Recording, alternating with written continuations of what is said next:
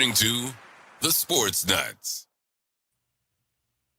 All right, and good afternoon, and welcome to a new edition of the Sports Corner Show. We are now part of the Sports Nuts Network, and I want to let everyone know that today. And I want to thank Brandon Keeler and all the guys with the Sports Nuts Network. Also, don't forget about Pensman Sports and Tiger Stripes Media with Brian Pettit. They're also part of the network. I have some banners that I need to download and get going here. I've been busy with my radio show today and everything else. Didn't have a chance to get everything together.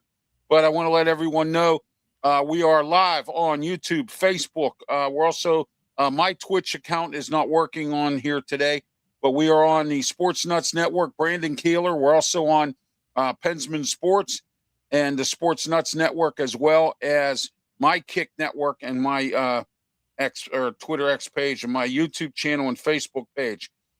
We are also live on the following radio stations: 95.5 KFCE, Terrell, Texas, Tiger Nation Live, Texas, Oklahoma, Missouri, 93.3 FM KGR in Seattle, Hawaii Sports Radio Network, 107.5 FM The Ticket, Montgomery, Alabama, AM 610 KNML, Albuquerque, New Mexico, and soon we will be coming on 105.5 FM The Roar in Easley, South Carolina, and WGR 550 AM Buffalo, New York.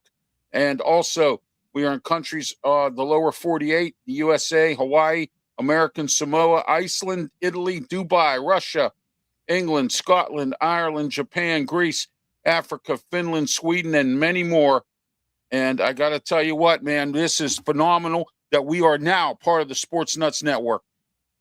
All right, my guest on the screen here is Larry BLUESTEIN. But first, before we get into that, I want to introduce my co-host by phone, Smokin, Jim Frazier. Smokin, Jim, welcome to the program. Hey, thanks, Ralph, and congratulations to all your success, buddy. All right, I appreciate that. Thank you. And we have a substantial amount of people listening or watching right now, and I want to thank all of them as we are now part of the Sports Nuts Network. All right, Smokin, Jim, let's get started with your wisdom first, and then we'll go into my rant, and then we'll get to Larry here. Go ahead, Smokin, Jim. All right, thanks, Ralph. Mine will be very short. I was impressed with some of the things I've seen from the Pittsburgh Steelers. It was a big win against the Baltimore Ravens. They're 2 games away from my goal. 9 wins, always my goal, winning season. But if Aaron Rodgers can play, he looked like the Aaron Rodgers of old. Looked like he turned the clock back. He was fast. He was quick. He made a lot of plays. He threw the ball downfield. If Aaron Rodgers continue to play at that level and stays healthy, the Pittsburgh Steelers had a chance. Oh, yeah, they did. And I was very impressed with the way they played. And I got to give credit to Aaron Rodgers. He was the one who came out and said that there was some big-time inspired practice this past week with the team going into the Ravens game. And, of course, everybody always gets ready for the Ravens game. But my rant today is this, all right? I'm tired of hearing the whining from Notre Dame and everybody else that they didn't get into the championship, and it's a crime, and it's a travesty. You know what? It's time for James Madison. It's time for some different teams. It's time for teams that are the little guy, that have finally decided, that have made it into the championship series, or at least into the playoff. You know what? I've had enough. And I don't want to hear no more crying from Notre Dame or any of these other teams who didn't get in it. You just didn't make it. And, you know, the committee did what they had to do, and the committee will continue to do that. So stop complaining, stop whining. You have a good team. You're going to go to a bowl game anyway. You're going to be involved somehow, maybe down the road or in future years. You didn't get stiffed. It's time for the little guy to finally get his just due. That's my rant for today.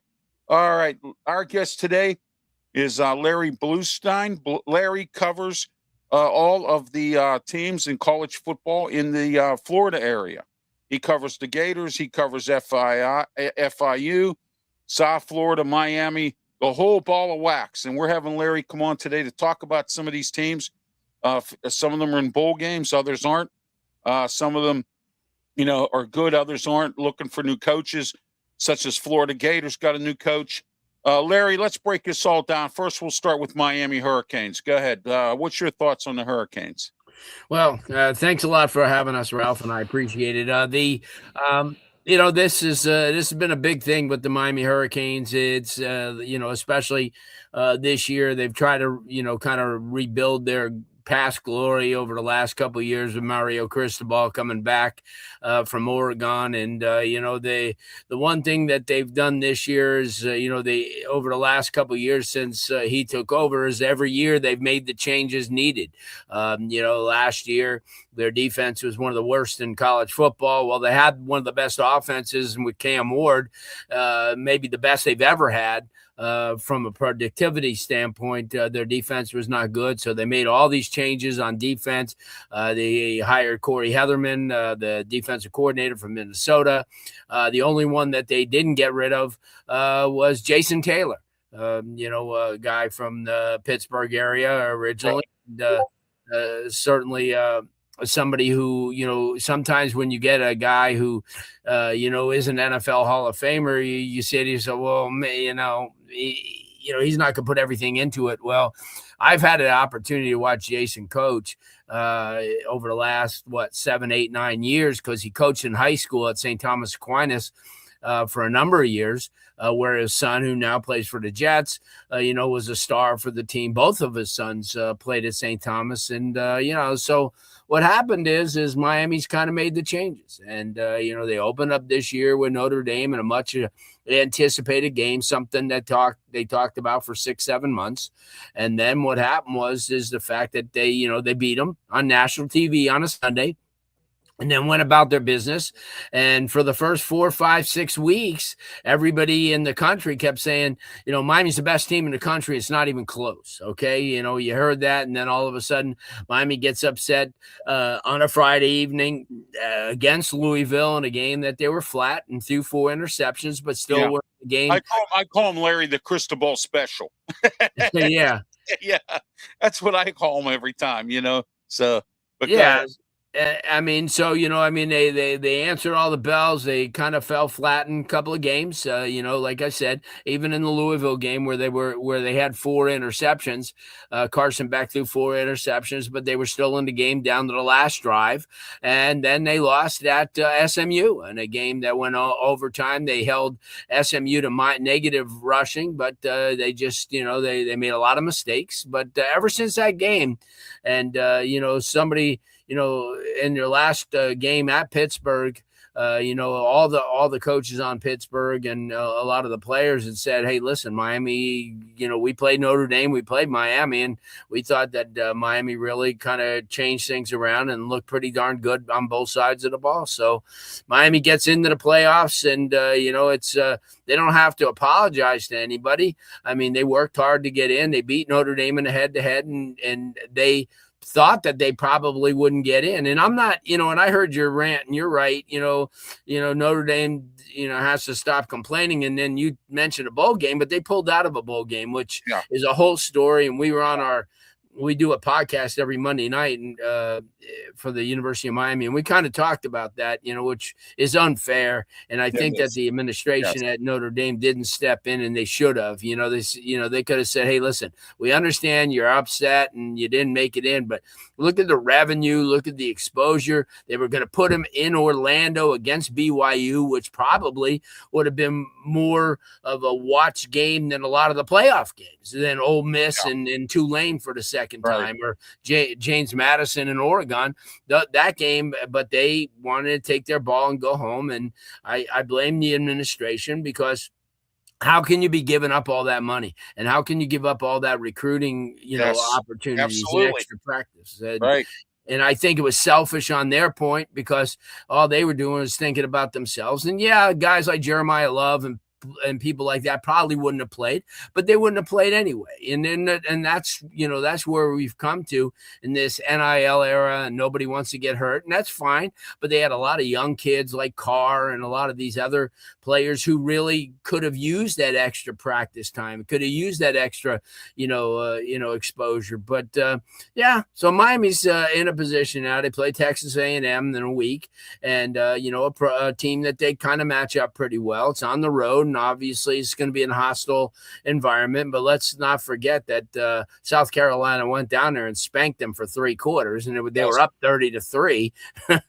So it's not out of the realm. And then obviously the winner will get Ohio State in the Cotton Bowl, and and obviously we saw Ohio State the other day. I cover all these college teams, and you look at Ohio State and you figure, Indiana's done a great job. Cignetti's done a tremendous job, but I'm an old school guy, Smokin Jim and then Ralph. I'm an old school guy. I remember when Indiana was 8,000.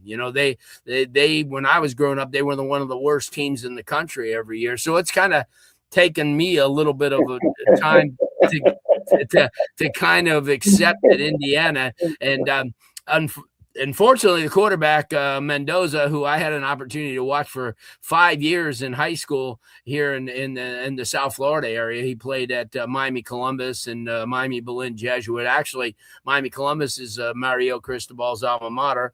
But, I had an opportunity to watch that. And at the same time, throughout the state of Florida, Florida State collapsed. They were supposed to be one of those teams, Coach Norvell parlayed the he was highly touted as a good head coach. He did well at Memphis. He's worked under some prominent names.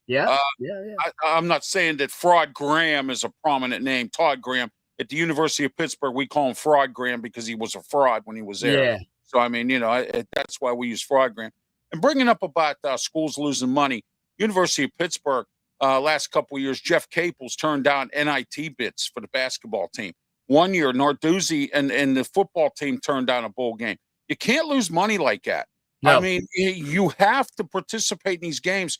That brings revenue for the university. And like you said, Larry, we live in an I don't care attitude right now. This NIL is a mess. I've said it many times. They need to fix it. They need to put a salary cap involved, just like they do in the NFL, the NHL, the NBA, and whatnot. They need to get a salary cap in here to these universities. You're only allowed to spend X amount of money. They've already worked on the transfer portal, and these coaches. It's hard to watch a bowl game when you have a interim coach coaching a bowl game and 4th and 5th string players because all the players are moving and shuffling everywhere around. They need to control that. They need to get some kind of structure in the NCAA. I've said this so many times. But how's that going to be, Ralph? Because the NCAA kind of turned their back on this NIL from the beginning and let this thing fester to a point where could they grab control right now? I don't know. It's going to be awfully tough. Exactly. That's what I'm saying. They let it get so far out of hand. I don't think they can do anything with it. No. Jim, you have any comments or anything you want to add or ask Larry? No, I don't. All right. Well, our guest today is Larry BLUESTEIN, who is he covers all of the Florida college team or universities that have football teams in Florida. Florida Gators, they have a new coach, Larry. And then we'll get into South Florida a little bit. And FAU, I believe, is the one that's in the bowl game. FIU is, Yeah, or FIU. Yeah, we'll get into them as well. But first, Florida Gators have a new coach. Your thoughts on their new coach? Yeah, Coach Summerall comes from Tulane. Has a little bit of a background, at a lot of schools. A lot of people are excited about having him there. I was probably one of the very few that thought that Billy was doing a pretty good job, there, but he got that tag as Sunbelt Billy coming from Louisiana. And I'll tell you what, there's so much pressure to win, at the University of Florida, guys, because, you take a look at Florida and they'll play Long Island University and have 78,000. And then the next week they'll play Miami and have that same 78,000. See, that's not the way it is at Miami. Miami, being in the bigger city that they are, they don't draw very well. Notre Dame was a big draw this year for them. Florida was a big draw. But when they play Bethune-Cookman or, they play a team like Wake Forest, they'll struggle to get 35,000. And I think Pittsburgh's somewhat the same type of, deal. They don't draw extremely well. I've known Coach Narduzzi. Narduzzi's dad used to coach at the University of Miami back in the day, and he's on our show every off season, and we talk and they recruited really well. Pittsburgh, and getting a kid Reed from down from West Carolina. West Carolina, yeah, Western Carolina. He came with Cade Bell, who's Yeah. our offensive coordinator, runs that go offense. It's going to take a few more years for him to get that going. Yeah, and the freshman quarterback they had this year did really well. Yes, he has. You look back at last year and everybody thought that Holstein was the guy that did so well, and he did. And I just think that if you're going to progress, you have to let the better. If you're in a competition, if somebody wins a competition, you got to do it. But you look at Florida; it's not an easy place to coach because it's an SEC school. Everybody else at that school, baseball, basketball, the defending NCAA champions, they win. So football, there's a lot of pressure to win there. And, and obviously they wanted Lane Kiffin. And, a lot of the boosters wanted Lane Kiffin. When he went to LSU, they looked and thought that Summerall would be the type of guy that, would fit. He came in there with all the bells and whistles and, was excited, and we'll see. It's the SEC, guys. The SEC's a tough conference. They come out playing, all the time. Every team is tough, and Florida has really gotten behind the eight ball. Ron Zook. I can name some of the coaches that they've had there over the years. I didn't think Bill Napier was going to make it. Dan Mullins wasn't a bad coach. I thought Dan Mullins was pretty good. Dan recruited well, but he didn't. Yeah. He wasn't a great game day coach, and that's probably what the difference was. I went to UNLV, and that's where he is now. So he's doing good. They're going to get a lot of kids for that level. They went into the portal, but yeah, you're right. It's not really easy to coach at a place like that, and if you win. Because you look at their schedule, you look at anybody in the SEC, Vanderbilt included. Their schedules are crazy. They play a tough schedule, and they don't want to. And you got to give Florida, because this year they're out of SEC schedule was Miami and FSU. Which they play FSU every year. They don't play Miami every year. They used to. But you can understand basically why they don't. Another program I think in Florida that's kind of turned the corner a little bit is University of South Florida in Tampa. Yes, they have. Yeah, and they're getting a new stadium in a couple of years. And it's going to be very interesting. Alex Golish has moved on. He's gone to Auburn. Yeah. We're going to find out what South Florida can do with a different coach. Golish has really brought them back to prominence. Their first coach, I know his name was Jim, I believe. Jim Leavitt. Leavitt, right, exactly. He was good. Very good. We were in the Big East, and I remember when they used to play Pitt all the time. And, at the time I wasn't really involved in the media that much, but I was working at Acrisure Stadium, and at the time it was Heinz Field, and some people still say it's Heinz Field. So there you go. But anyway. Yeah, well, that's just like where the Dolphins and the Hurricanes play. It's Hard Rock Stadium, but we all call it Joe Robbie Stadium. It's one of those things. But you take a look at USF. They just hired Brian Hartline from Ohio State, a guy who is a master recruiter. This is his first big time. This is his first head coaching job. But he certainly is, established himself, as an offensive mind, and he's gonna. But that's going to be different for South Florida. They've been a defensive team for many years. I remember when they gave Alabama a game last couple of years or whatever. Right. Well, the last couple of years they've averaged like 50 points a game, especially this year. And you take a look at what Golish did, like you said, and Golish came from a lot of different little trees. Before he got to University of South Florida, he was offensive coordinator at Tennessee. And did a tremendous job. So there's, it's a great situation.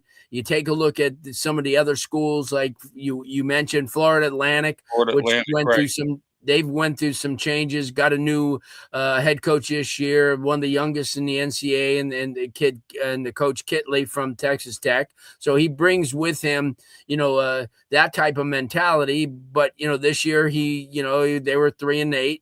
There's no Lane Kiffin and no Butch Davis. Well, yeah, exactly. Well, at the same time on both teams. Yeah, you're right. and that's when they were flourishing. You Yeah. know, it's ironic. I talked to Butch a lot. Butch's son is a coach at one of the smaller colleges here in Florida called St. Thomas University, and Butch actually still helps them game plan. It's almost like freakish to go there and see an NAIA game, and here's Butch Davis in the press box helping them call plays. But but I think one of the other programs, we mentioned USF, but one of the other programs that I think is really turning a corner is FIU. Willie Simmons came last year. He was at Duke. He was Manny Diaz's running back coach, but a couple years before that, he turned Florida A&M around and gave them. I even forgot about Florida A&M. Smokin' Jim, help me out here. Earl Holmes was the one that played for them. Yeah. Oh, okay. Yeah. Yep. Yeah. Earl Holmes. I couldn't remember the name. Remember the name Holmes, Smokin' Jim, and I almost said Larry Holmes, but it was Earl Holmes. Yeah, either one. But the whole thing is when you take a look at. I'll give you one better. Yeah. Okay. Go ahead. Go ahead. Bob Hayes played. Oh, Bob Hayes, one of the fastest guys ever. Bob Hayes. Yeah, there you go. All right. Yeah. But just finishing off on FIU, what Willie did is he is taking them to a bowl game this year in his very first year. They're getting a lot of really good players. Being in Miami, it's a hotbed for recruiting and it's a hotbed for talent. Yeah, it is. So you get an opportunity. A struggle with all these teams. Plus, you have Pitt coming down there, Penn State coming down there. Everybody's going to Florida looking for these players. Like they come up to Pittsburgh and they look at the WPIAL players in Western Pennsylvania, which also, besides Florida, is one of the recruiting meccas. So Florida is top notch, and you got you got one bowl of food. And you got all these dogs trying to come after one bowl of food, and that's the recruiting.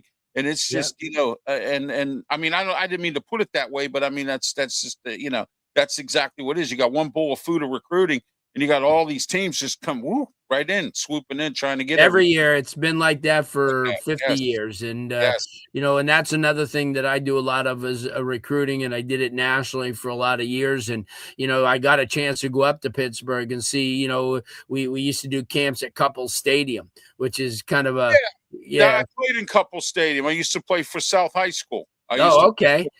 Yeah. And you get a chance to see, programs like, Dan Marino went through Central Catholic, and you get to see Gateway and a lot of these other programs that, have done Allegheny and Avondale, and a lot of these programs that, that use Couple Stadium's kind of a funky little place because it's built down in a ravine, and there's hills around it, and they tell stories. It's on the south side.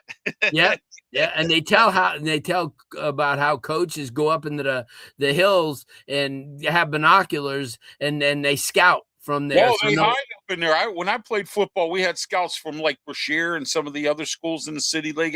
They go up on the Wyndham Bridge and stand up there with binoculars because they don't want us to see them up there. Exactly. They would scout our team for the next game. Yeah, and all that stuff. So I remember those days. Smokin' Jim, you have anything you want to talk with Larry or ask Larry any questions? Go ahead, Smokin' Jim. No, I tell you what, man, I'm enjoying it, man, Larry. Especially Couple Stadium, huh, Smokin' Jim? He's a great guest, Hey, anytime somebody mentions Gateway, I know they know what you're talking about. Yeah, exactly. Yes, Terry Smith, man. Terry Smith, I want to let everyone know. I want to thank the Sports Nuts Network here for letting us on. Pensman Sports is joining us here on the chat. We have plenty of new people here joining us in the chat. I want to thank them for being part of it here. Mission Extrap, hello, how are you? And I also want to thank everyone else that's in here. Zillow is in here. He's a new steady. I want to thank Zillow, and I also want to thank this Mason, this step again, and everybody for all their comments. Please keep your comments coming as well. And we're also live on Facebook, my Facebook page, and now on the Sports Nuts Facebook page as well. We're live on Pensman Sports. We're live on Tiger Stripes Media, and also on my Kick page and my Twitter X. We are not live on my Twitch page. My Twitch page didn't go through. I don't have my banners handy with me today. I have to do some maneuvering with my banners. But We are our studio sponsor is Mata Heating and Air Conditioning. We're here at Studio 10 in Berlin, Maryland. Mata Heating and Air Conditioning. Call them today, 724-201-0500. Mata Heating and Air Conditioning.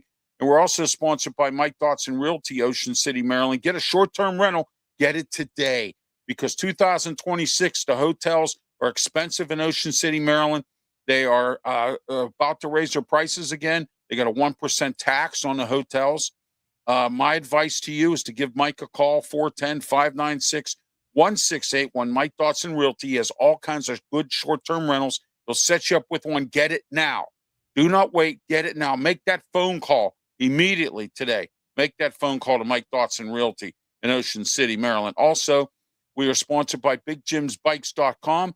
Big Jim's Bikes and Scooters. If you're handicapped like I am in a power wheelchair, you might want to give Big Jim a call. Again, here we are. 2026 season is about to come up. 2026 is about to come upon us, and you might want to get your scooter order in if you're handicapped and you're going to visit Ocean City. Have plans for 2026, whether it's a festival or anything. Also, he has bikes. He has the little kick and goes with the little motors on them. All kinds of stuff. Call Big Jim's Bikes today. 410-293. 289-1203. That's 410-289-1203. Big Jim's Bikes and BigJimsBikes.com. Also, don't forget to like and subscribe to not only just my Twitter page or my YouTube channel and Facebook page, but also to the Sports Nuts and everyone associated with the Sports Nuts as well. Please make sure you like and subscribe, and also on my Twitter platform and everyone else's Twitter pages as well.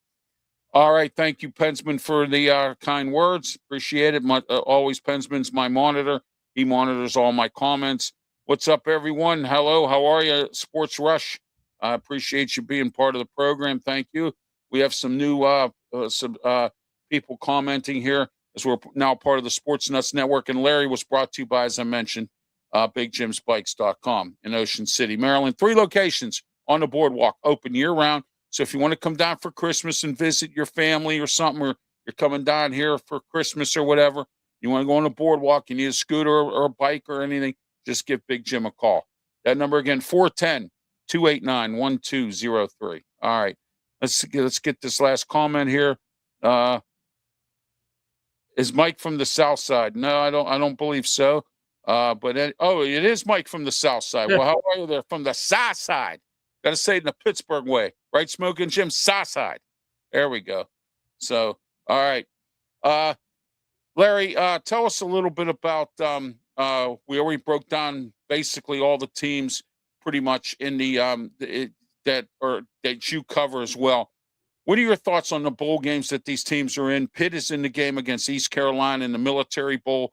That's going to be an interesting football game. Both teams have an 8-4 record, but South Florida's in a bowl, and FIU's in a bowl. Miami will soon to be doing something, or is Miami out? Did they opt out? No, they're going. They got in there. Their last seed. They're playing against Texas A&M next week in College Station. Mike, I like Mike Elko at Texas A&M. Done a great job. And look what he did at Duke. I mean, oh my gosh, he turned Duke into, and then it carried on with Manny Diaz. I was surprised to see Duke in the championship. Well, you weren't the only one, believe me. Oh my gosh, I was really surprised to see him in there as well. So. Oh, yeah. Pensman Sports says, welcome to the show. Appreciate that. And if you guys ever want to come in, you were talking about how expensive the hotels are up there. You can come on down here. We're 82 degrees today. So yeah. Got some good beach, got beachside. This is the time of year we got good Orange Bowl coming up. It'll be Texas Tech probably against Oregon, which will be on January 1st. Oh, that's going to be a great game. Texas Tech and Oregon. Oh, man. That'll be a first. That'll be on the first. I hear a story, Larry, and I don't know if it's true. I hear Oregon's coach is a real arrogant guy. That's what I hear. Yeah, Dan Lanning, he's pretty arrogant. And when he was at Georgia, he was the same way. But you know what? They're winning, and that's the whole thing. That's the name winning of the game. Is it whether you're arrogant or not, or the media hates you, or somebody hates you?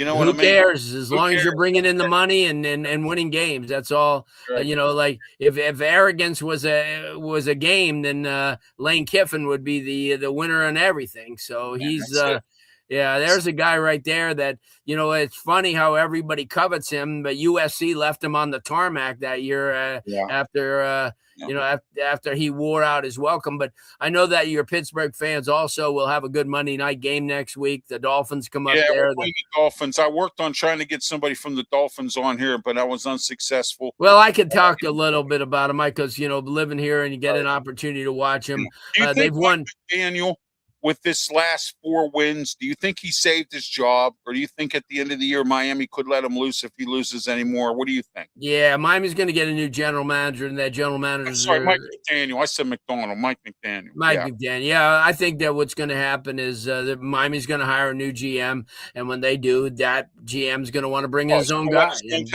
Absolutely, yes. And I think you might be also seeing the end of Tua. Down in Miami, he's regressed to the point where he really lost his confidence, especially because of all the concussions. You'll see on Monday night, he's not the same guy.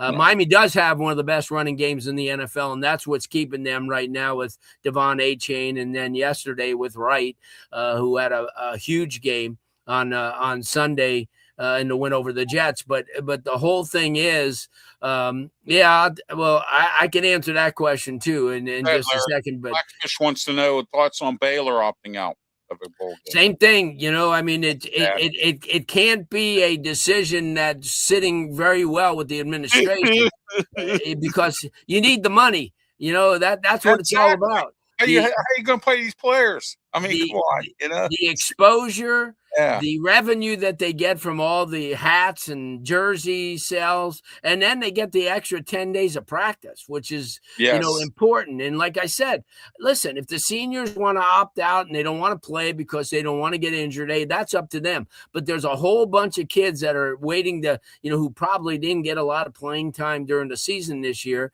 that in a bowl game, and look at all the great things that you do. And people don't realize that these bowl cities. Experience. It's an experience at these. It is. You know what? When you take a look at it, Ralph, think about all these bowl cities. They bust their butt to really put on a show.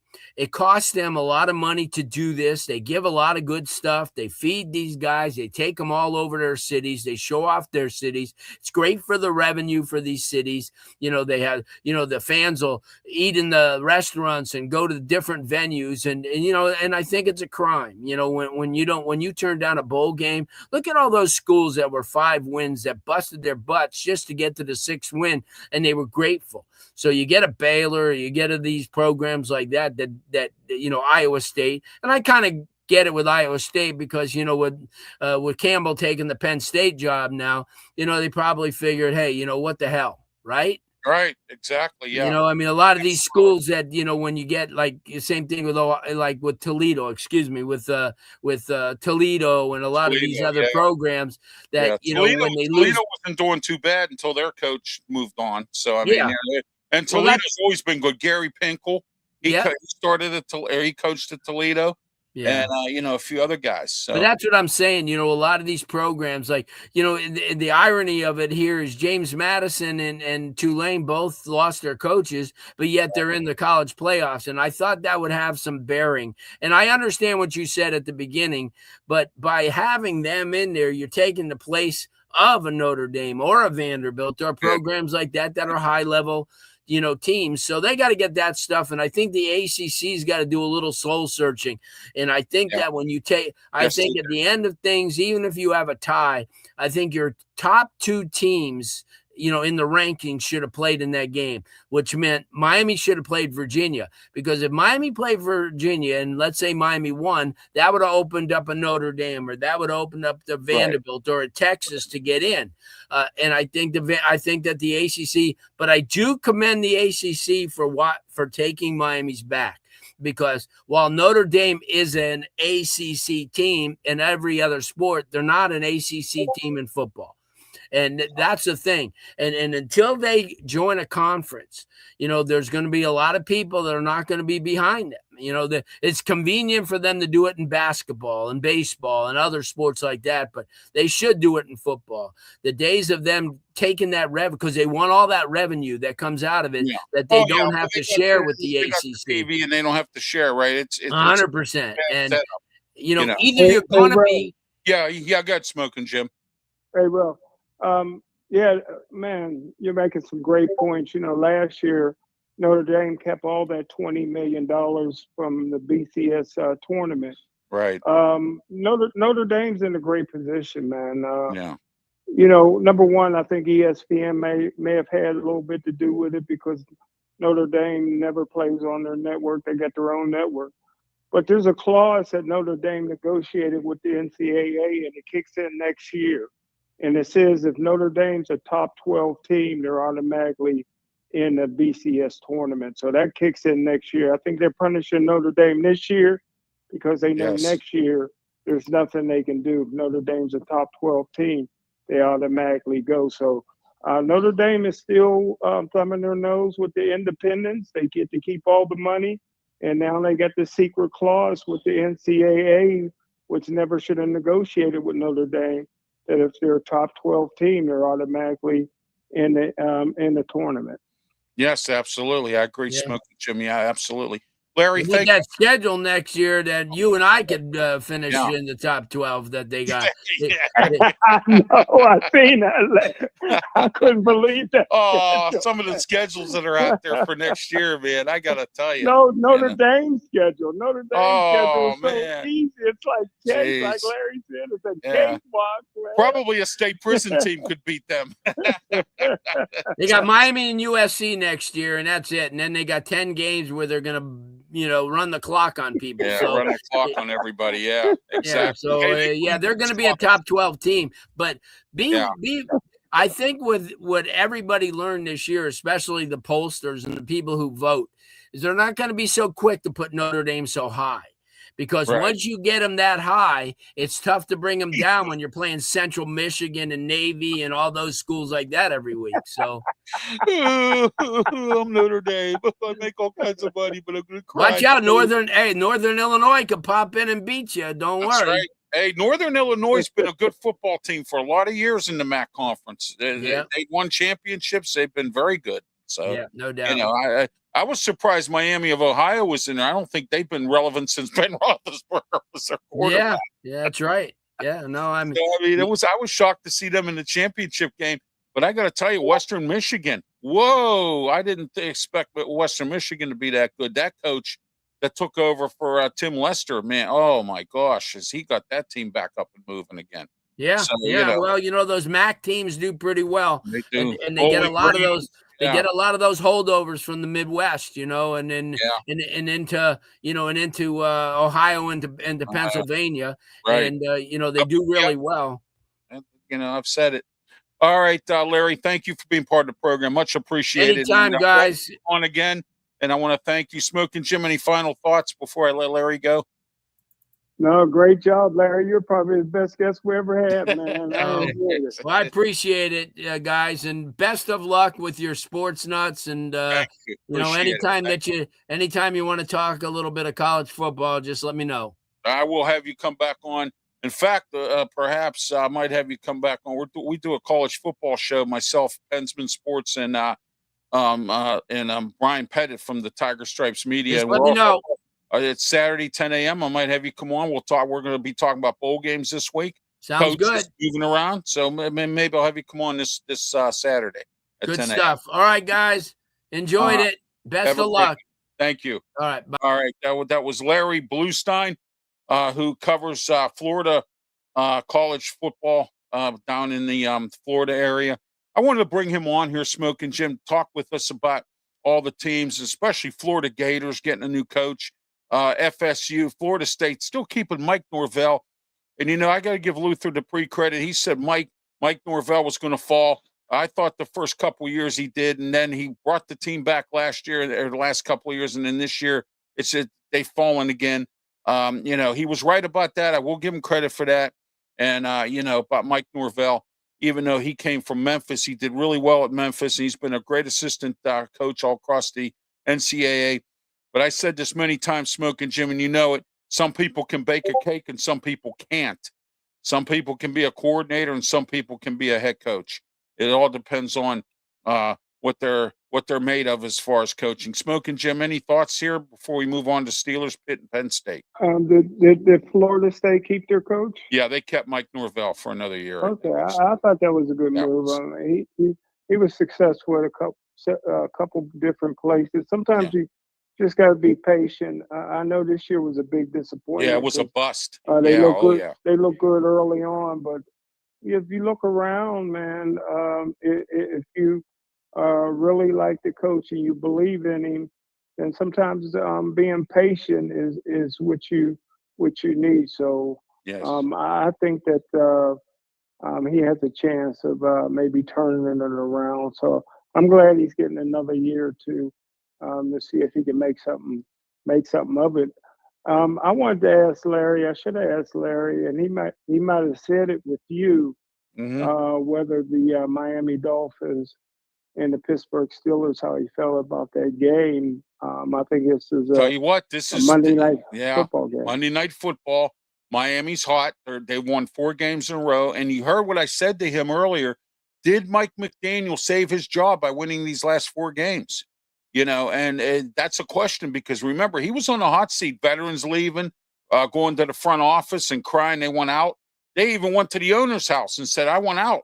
And then, you know, when you do that when a coach is there, that tells you something. But I think Mike McDaniel, these last 4 games, if he beats the Steelers and continues on and they make the playoffs, look out. Mike McDaniel saves his job again.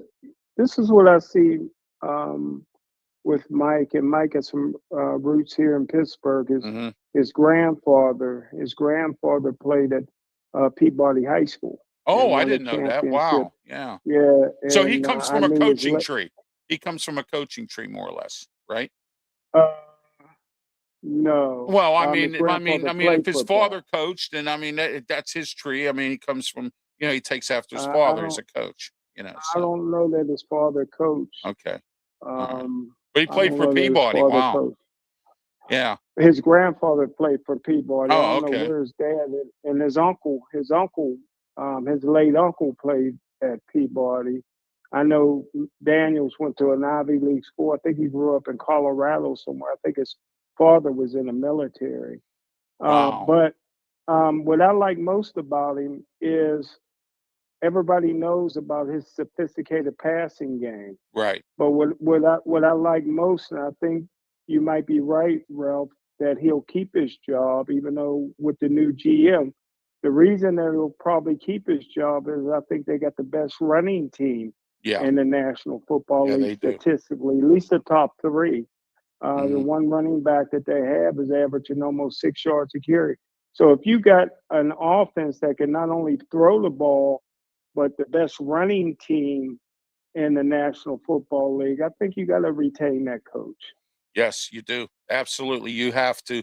And, you know, to be frankly honest with you, Mike McDaniel impressed me this year because I thought they were going down at the beginning. And I said to myself, oh, my gosh, this team's bad. And then all of a sudden they came out with a 4-game winning streak. And I think he basically saved his job there. And you're right, you know, and then, you know, well, maybe one more year with Tua. Let's see what happens with Tua. I know he's a concussion case, but let's see what goes on with him. Pensman says here, Smokin' Jim, over 90 people watching and 5,000 listening.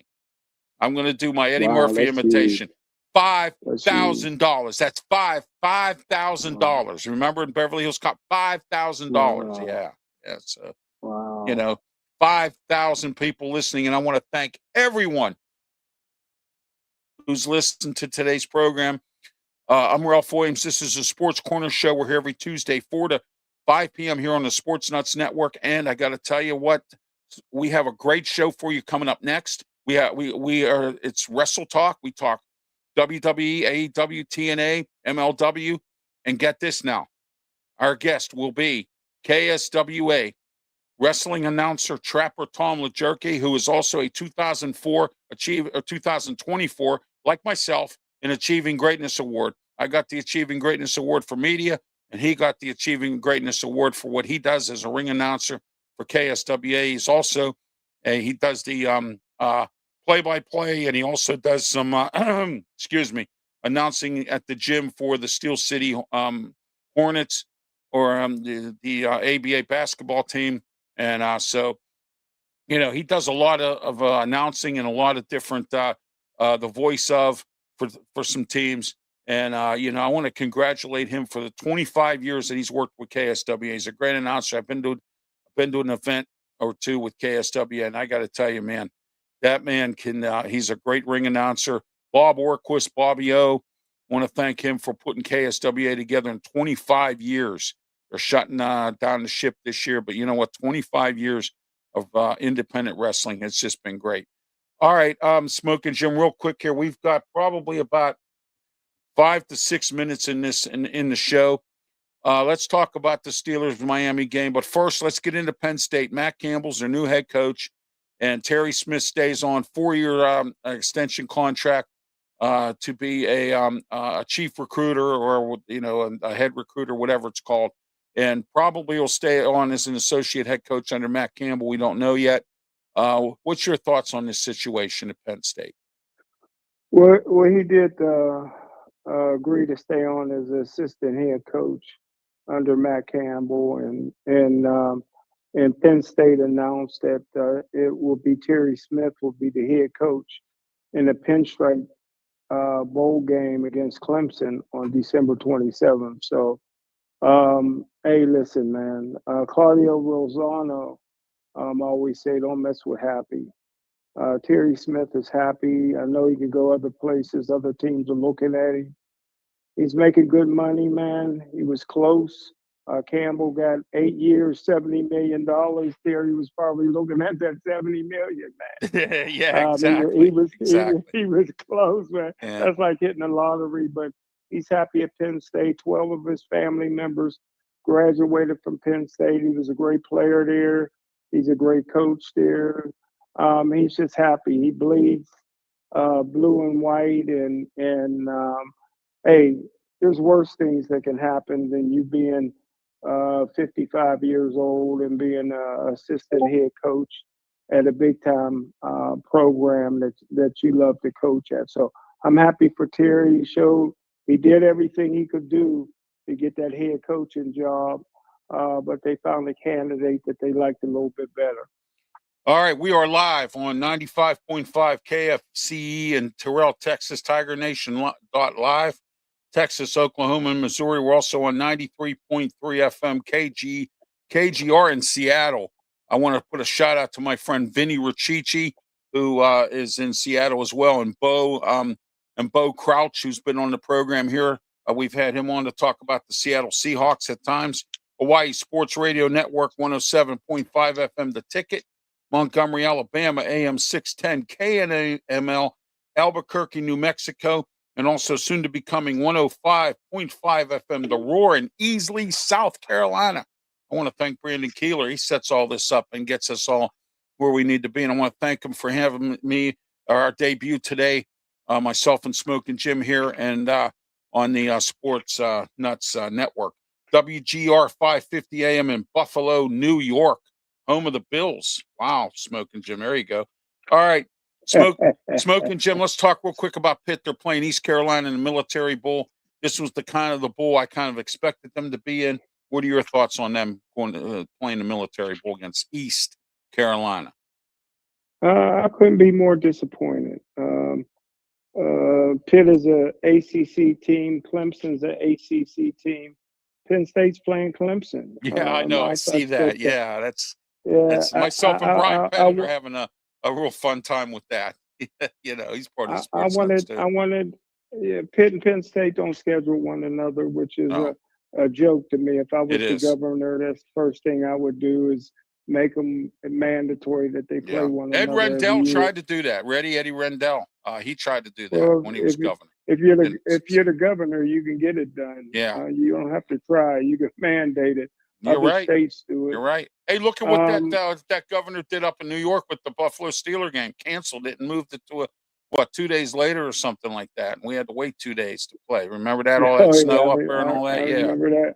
Yeah, and So I really got was on her case about that. I said, why would you cancel a game, because of that? I mean, come on. You know what I mean? I So was disappointed with the bowl committee. I thought Pitt and Penn State would have been a a really bowl good game game. Yes.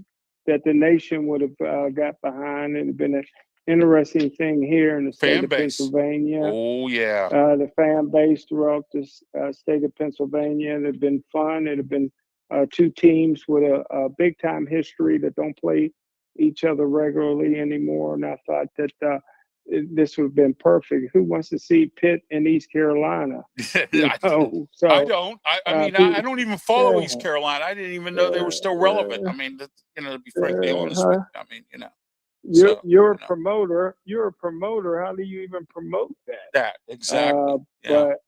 But other Hey, than maybe I but might other go to the than game. that, I don't live far from there, from Annapolis. I might go. yeah. But other than that, If they give me I'm media happy for passes, Pitt. I'll go. Yeah, definitely. I'm happy for Pitt, and I'm happy for Penn State. They're both in bowl games, and Yes. I'm looking forward to watching it. I know Penn State plays December 27th at noon. When does Pitt play? Do you know? They play the same day, I believe, and it's 11 o'clock in the morning or something, or 10 a.m. or something. They play. There they go. So it's going to kind of like Same- intersect. Yeah, it's almost the same time. They could have been playing each other, but no. You can't even watch. James, You got to watch one and tape the other, right? John Belushi used to say on Saturday Night Live, he used to go, but no, you know what I mean? So, no, we can't do that, That's what progressive Democrats always say. We can't do that, so. But anyway, let's get into the Steelers-Miami game here real fast before we go. What score do you predict? It's Monday Night Football. Everybody gets fired up for Monday Night Football. What do you think? Well, I tell you what, I was just so impressed with Aaron Rodgers, man. I just can't believe Brandon Keeler. Thank you. All right, go ahead. I just can't believe how well he played physically. I mean, he ran that touchdown in.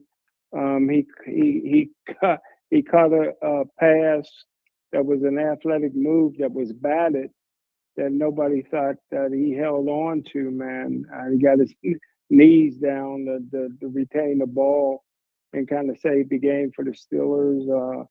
He just threw the ball downfield, man, with accuracy to DK Metcalf. Man, Metcalf had his biggest game as a Pittsburgh Steelers. So if they can duplicate that, the Steelers fans is going to be fired up for Monday Night Football. Won't be no fire Mike Tomlin chance this week.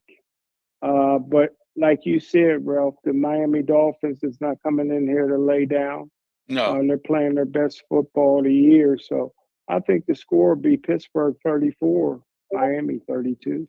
All right, let's see what the collective does. See, Brandon, I want to tell you what happens. We have a little poll that we do, or we pick games. We have pick'ems here on Sports Nuts Smokin' Jim, and for the championship games, every game I said 34-32 in honor of you. my man, you the best. Brother. I did every game. We work well every together. single game, 34-32. We work well together, fella. Oh, we do, man. We're the best. We're the best in the business. Also, don't forget this Saturday, speaking of Sports Corner radio show. And again, I don't have my banners. I have to get them all put into the system here. I didn't have the time today because I had some other things going on, but I didn't have the time today. I wasn't feeling real well this morning. I had to do my Philly radio show. And then on top of that, I had to I wasn't feeling real well, and I had to get a little extra sleep to get moving for this afternoon. So that little extra sleep helped me out because I took a little nap, but I feel a little bit better. So here we are. But anyway, I didn't want to miss our debut here on the Sports Nuts Network here, Smokin' Jim. That's for sure. So my score is going to be, I think it's going to be a tough game for the Steelers, but I think they pulled out at home. Monday Night Football, they seem to come around for that. I'm going to say 24-14 Steelers. That's what I'm going to say. 24-14. So we'll see. Maybe Minka will come and get his revenge. I don't know. Oh, I forgot about him. I'm wondering if Minka will come and get his revenge. That's and he's been playing pretty well for Miami. At least with the Steelers don't have to face Tyreek Hill. But man, Mika in that secondary, that's going to be a problem, man. So him and Aaron Rodgers will be playing a little chess match. Yes, Okay, that's going to be I a chess forgot about match. that. Yeah, exactly. Because, like I said, they're all, everybody's, taking a look at that. He got traded. He didn't expect to get traded, and I think it was a good move. I like Jalen Ramsey when he plays well. I like Jalen Ramsey. So I mean, but all right, Smokin' Jim, let's get rolling here. We got to roll into our Wrestle Talk show. Coming up next, our guest will be Trapper Tom LaJerke, who is the ring announcer for KSWA Wrestling. That's coming up next, right here on the Sports Nuts Network and RW Media Productions. We did a little combination here. We got a partnership going on here, and I want to thank Brandon Keeler for letting us be a part of this program or a part of this network. And for Smokin' Jim Frazier, I'm Ralph Williams. We'll be back soon with the Wrestle Talk show. Until then, have yourself a great one. Thank you.